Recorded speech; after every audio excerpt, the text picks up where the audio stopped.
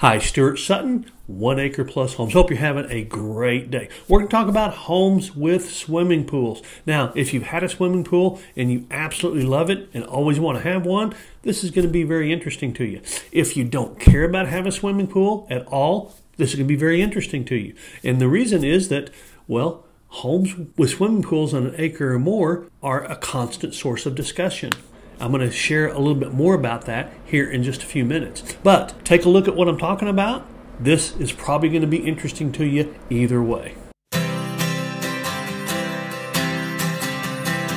In 2023, about a third of the homes on an acre or more that sold had an in-ground pool. Now that is skewed a little bit as far as the distribution is concerned. The average price for a home on an acre or more, the half above average, over half of those had an in-ground pool. Below average, it was only about 22%. When you do the numbers, it comes out to about a third overall. But if you're above the halfway mark, as far as you're buying a home above average price on an acre or more, you're not going to have a hard time finding a home with a pool if that's what you want. You're not going to have a hard time finding a home without a pool if that's what you want. As a matter of fact, even below the average price, there's plenty of homes with swimming pools on an acre or more. But let's talk about how they affect the homes. If you own a home with or without a pool on an acre or more, how does that affect you?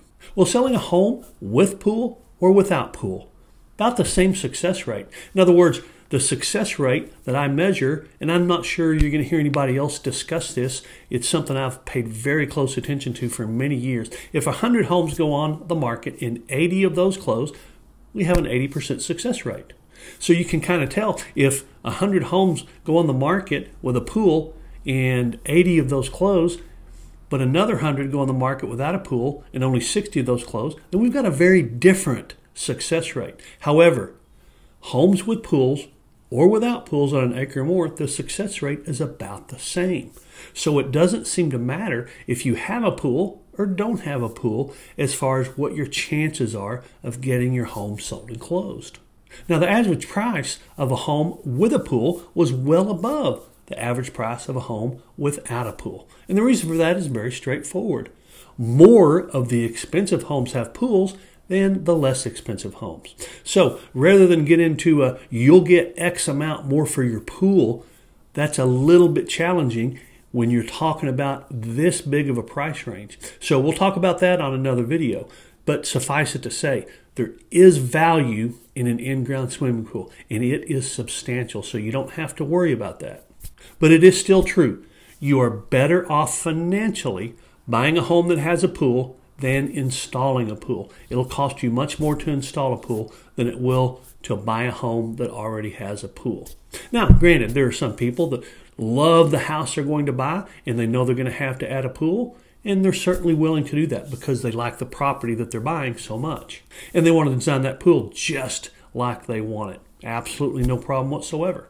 And remember, based on previous stats, you're not going to have any problem selling the house with the pool.